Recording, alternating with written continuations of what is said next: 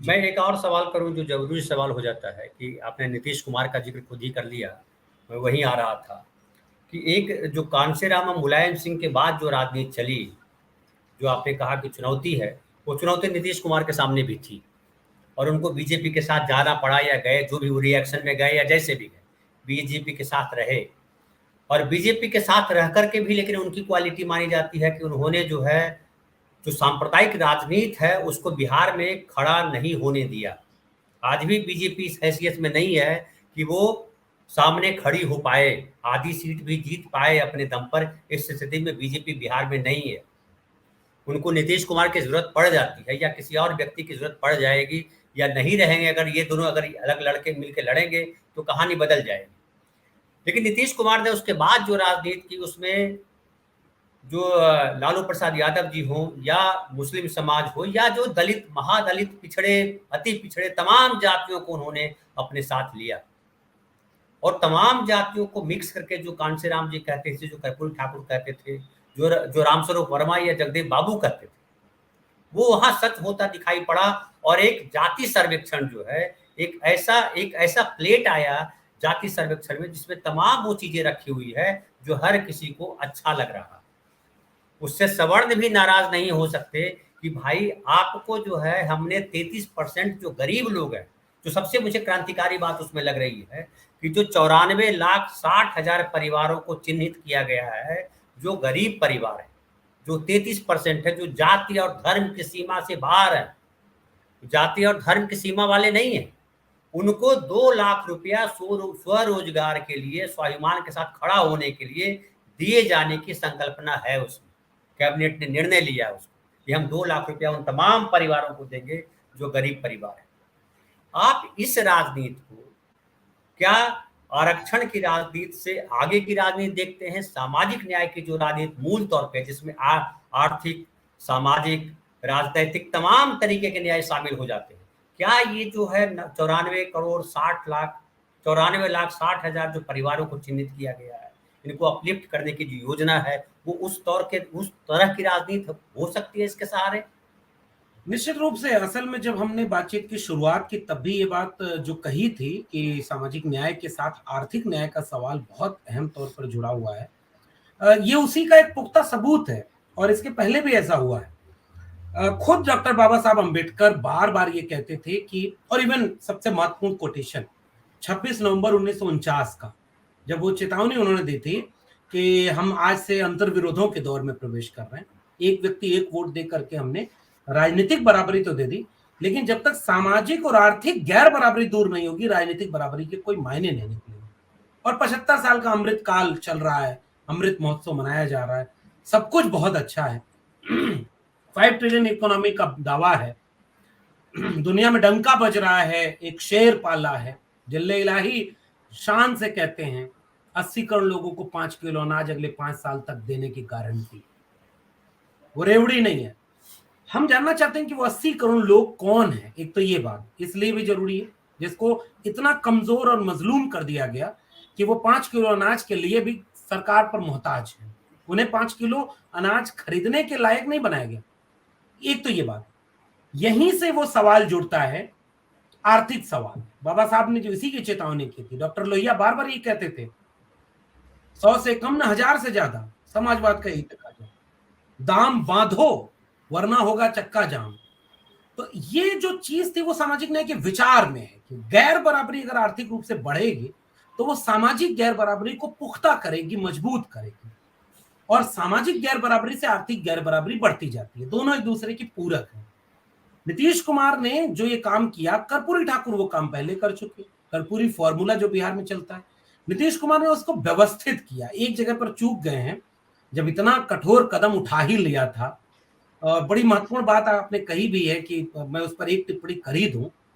Nitish Kumar lakh NDA में रहे हों, नीतीश कुमार रामविलास पासवान बेशक शरद यादव इस खेमे में रह करके उधर गए हों, लेकिन उसके बावजूद नीतीश कुमार 15 से 20 साल बिहार चलाए और 5-6 साल से उत्तर प्रदेश चल रहा है। दोनों में फर्क जनता को साफ तौर पर देखना चाहिए। एक सांप्रदायिक दंगा नहीं, एक बयान नीतीश कुमार का ऐसा आप नहीं दिखाएंगे जो किसी कम्युनिटी के खिलाफ जहर के रूप में हो। और उत्तर प्रदेश में क्या हो रहा है, कांवड़ लेने वालों पर हेलीकॉप्टर से फूल बरसा, 69,000 शिक्षक भर्ती मामला हो, 112 की महिलाएं हो, सब पर लाठी बरसा। तो ये और कितना कम्युनल, कितना वो। हाँ, एक चुनौती ये भी है कि उत्तर प्रदेश में अयोध्या, मथुरा, काशी तीनों है, इसलिए बिल्कुल सटीक तुलना नहीं की जा सकती, दोनों का माहौल थोड़ा अलग है। फिर भी नीतीश कुमार होने का मतलब ये है, और नीतीश कुमार होने का मतलब ये है कि बीजेपी आज भी वहां, वो एकमात्र राज्य ऐसा है, और कुछ दक्षिण भारत के राज्यों को छोड़ देते हैं, उत्तर भारत में वही राज्य है जहां बीजेपी आज भी अपना मुख्यमंत्री नहीं बना पाई। और कितनी बड़ी टीस है उसके मन में। वो यूपी साध ले गए, सपा बसपा दोनों को एक साथ साध लिया, जबकि उत्तर प्रदेश जैसा राज्य जो कांशीराम की जमीन हो, मुलायम सिंह की हो, आज वो संघ की जमीन बनी हुई है। एक तो ये बात बहुत महत्वपूर्ण बात है, इस विचार से नीतीश कुमार ने ये गरीबी वाला काम किया। वही नीतीश कुमार ने जिन्होंने आज महिलाओं के विरोध में उनको कहा जा रहा है, और वो लोग रो रहे हैं, वो लोग नीतीश कुमार से सवाल पूछ रहे हैं जिनको मणिपुर की महिलाएं कभी दिखी ही नहीं, जिन्होंने हाथरस पर एक लफ्ज नहीं बोला, जो चिन्मयानंद के समर्थक रहे हो, कुलदीप सिंह सेंगर के समर्थक रहे हो। हास्यास्पद है ये, क्योंकि नीतीश कुमार ने जो किया उसको काट नहीं सकते। अब नीतीश कुमार है, पुराने मिजाज के व्यक्ति हैं, थोड़ा उन्होंने मौका दे दिया। कल तो भाई जीतन राम मांझी को भी उन्होंने लपेट दिया, उस पर भी लोग रो रहे हैं कि भाई देखो दलित को ऐसे बोल दिया। अरे भैया, दलित नहीं, जीतन राम मांझी जो बात बोल रहे हैं, एक जागरूक दलित कभी नहीं बोलेगा कि आरक्षण की 10 साल पर समीक्षा होनी थी। वो पॉलिटिकल रिजर्वेशन था। नीतीश कुमार को इस पे गुस्सा आया, और इसलिए नीतीश कुमार ने कहा कि क्या बोल रहा है, इसको कुछ पता है। तो एक तो ये बात। अब आते हैं मूल विषय पर कि नीतीश कुमार ने जो काम किया है वही असल में सामाजिक न्याय का काम है। हमने जातिवार बता दिया, और लोगों ने गप, झूठ, मिथक, ये भरा गया था कि ओबीसी में सारा हक अहिर कुर्मी कोयरी ले गए, और अहिरों का आबादी 14.63% और सरकारी नौकरी 1.55%। कुशवाहा कुर्मी दोनों की आबादी, दोनों अपनी आबादी से आधे से लगभग आधे पर सरकारी नौकरी में, ये बता रहा है। और दूसरी तरफ भूमिहार ब्राह्मण 3.63% और सरकारी नौकरी 3.6%, भूमिहार 2.8%, सरकारी नौकरी 4.99%, राजपूत 3.8% और सरकारी नौकरी 4%। ये जो आंकड़ा है, आपका प्रतिनिधित्व आपके आबादी से कई गुना ज्यादा है, और दूसरी तरफ जो प्रतिनिधित्व वो कई गुना कम, आरक्षण बढ़ा दिया। हिम्मत नहीं, बीजेपी भी उसके खिलाफ नहीं गई। एक तो ये पक्ष, ये सामाजिक न्याय का पक्ष, और सामाजिक न्याय का पक्ष आर्थिक न्याय देने के लिए। घर किसके पास नहीं है, हमने चिन्हित किया। गरीब कौन है, ये हम पहले पहचान करेंगे। तो जो गरीब कौन है उसको पहचान करने के लिए एससी एसटी ओबीसी अगर है तो उसका प्रावधान अलग, और अगर वो इनमें नहीं आता है, गरीब है, जिसके पास कोई रोजगार नहीं है, 2 लाख किस्तों में, और 2 लाख घर बनवाने, 60,000 घर बनवाने, कई प्रावधान है दादा। आर्थिक न्याय ये होता है, वो जाति देखकर नहीं करता है। हाँ, वो ये जरूर देखता है कि जिसकी जाति देखकर आपने न्याय किया, उसको जाति देखकर वो न्याय करेगा। लेकिन जब गरीब की बात आएगी तो वो 80 करोड़ रोजगार वाला गरीब नहीं कहेगा। वो ये नहीं कहेगा कि लोग देश को जातियों में बांटना चाहते हैं, मेरी नजर में गरीब ही एक जाति है इस देश में। नहीं, ये सदी का सबसे बड़ा झूठ है। अब ये नहीं बोला जाना चाहिए कि जाति एक होती है। तो इसलिए दादा ये बहुत महत्वपूर्ण सवाल है कि आर्थिक न्याय के बिना सामाजिक न्याय का कोई मतलब नहीं है। जो लोग केवल जातियों के नाम पर सामाजिक न्याय की बात करते हैं, वो भी सामाजिक न्याय के साथ अन्याय कर रहे हैं। जो जाति को मानते ही नहीं, वो सबसे बड़ा अन्याय कर रहे हैं। इसलिए नीतीश कुमार का मॉडल, कर्पूरी मॉडल, बाबा साहब का मॉडल, लोहिया का मॉडल असल में एक मुकम्मल क्रांति का, इसीलिए क्रिस्टोफ जाफरले अपनी पुस्तक इंडिया साइलेंट रिवॉल्यूशन में मंडल कमीशन को साइलेंट रिवॉल्यूशन का नाम इसलिए देते हैं क्योंकि उसने समाज के अंदर अंदर से एक आमूल चूल क्रांति की। आज नीतीश कुमार ने उस क्रांति में एक चैप्टर जोड़ा है, और ये सामाजिक न्याय है असल में जो आमूल चूल क्रांति की बात करता है। और ये आमूल चूल क्रांति में लैंगिक न्याय, और वही नीतीश कुमार हैं जिन्होंने लड़कियों को साइकिल देकर के पढ़ाया, शराबबंदी की महिलाओं की वजह से, महिलाओं ने बात की थी, और सबसे ज्यादा स्कूल खोले, ड्रॉप आउट रेशियो घटाया है महिलाओं का। नहीं, एक और बात लक्ष्मण भाई जो बाहर बहुत कम बात आई है, मैं तो चूंकि वहां का हूं इसलिए बतला रहा हूँ आपको। 1,20,00,000 महिलाएं जीविका दीदी के तौर पे काम करती है, स्वयं सहायता समूह है, और सबको रोजगार है। 5 से 10,000 कोई भी महिला कमा रही है जो उसमें शामिल है, और वो एक बड़ा महिलाओं के सशक्तिकरण का एक बड़ा मीडियम बना वो, एक माध्यम बना वो, मंच बना वो जीविका दीदी।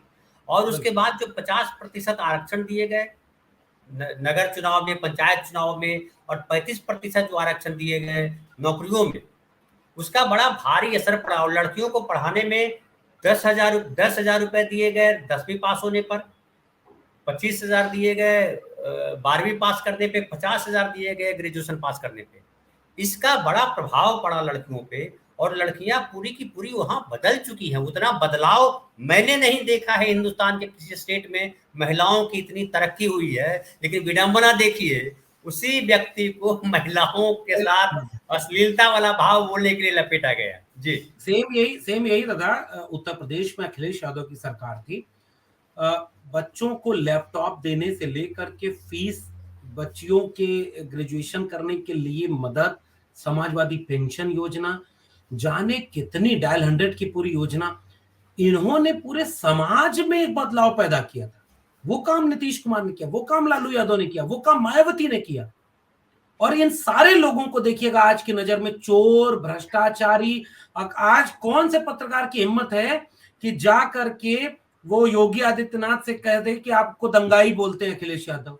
लेकिन एक पत्रकार अखिलेश यादव से आकर कहता है कि योगी आदित्यनाथ आपको टोटी चोर बोलते हैं। ये फर्क है देखिए जाति का। वो अखिलेश यादव से टोटी चोर का सवाल पूछ सकते हैं, वो योगी आदित्यनाथ से हिम्मत नहीं है। अमित शाह से एक बार नहीं पूछ सकते कि आपको तड़ी पार लोग क्यों कहते हैं। वो नीतीश कुमार को महिला विरोधी घोषित करेंगे, वो लालू यादव को चारा चोर बनाएंगे, वो मायावती को आय से अधिक संपत्ति रखने वाली दौलत की बेटी कहेंगे, दलित की बेटी नहीं कहेंगे। ये हिम्मत कहां से आती है? ये हिम्मत उस वर्चस्व को टूटते और दरकते देखकर आती है जो इनके लोगों ने हजारों साल से कायम रखा, और जो कांशीराम, मायावती, मुलायम सिंह, लालू, नीतीश कुमार, रामविलास पासवान इन्होंने तोड़ा है। और इसलिए ये सारा विमर्श हो रहा है। लेकिन अंतिम बात केवल इतनी धनंजय दा कि ये पूरा मामला, मैंने शुरुआत में भी कहा, सामाजिक न्याय असल में आइडिया ऑफ इंडिया का मूल विचार है, जो भारत के संविधान की प्रस्तावना में है, जो मंडल कमीशन की रिपोर्ट में है, जो इस देश के अंतिम व्यक्ति को न्याय दिलाने का विचार है। सामाजिक न्याय का विचार बुद्ध से लेकर कबीर होते हुए फूले अम्बेडकर पेरियार का विचार है।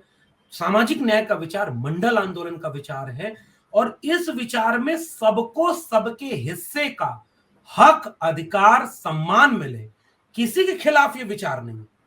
ये और मैं बार बार एक उदाहरण देता हूं, डॉक्टर अंबेडकर के पास मौका था अपनी कम्युनिटी के लोगों को बदला लेने का कि जिन ब्राह्मणों ने उनको अछूत बनाया, पढ़ने नहीं दिया।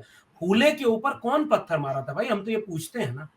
सावित्रीबाई फूले पढ़ाने जाती थी, पत्थर कौन मारा? गोबर कौन फेंका? वही जो आज गाय गोबर गौमूत्र में विज्ञान ढूंढ रहे हैं। इसलिए उन्होंने बदला नहीं लिया। डॉक्टर अंबेडकर ने केवल ब्राह्मण के एक वोट के बराबर दलित के एक वोट को लाकर खड़ा कर दिया। फूले ने बदला कहीं नहीं लिया, बुद्ध ने बदला कहीं नहीं लिया, कबीर ने बदला कहीं नहीं लिया। लोहिया बदला लेने की बात नहीं करती। सामाजिक न्याय का विचार बदला लेने का विचार नहीं है। इसलिए कृपया इसे जातिवादी कहना, कृपया इसे किसी के खिलाफ कहना, हाँ वो एक हिसाब करना चाहता है, वो ब्राह्मणवादी मनुवादी विचार के खिलाफ है, वो गैर बराबरी के खिलाफ है। इसलिए वो आइडिया ऑफ इंडिया का विचार है, और इस विचार को इस देश का विचार मैं कहता हूं। इसके बिना पूरे भारत की तरक्की मुश्किल है।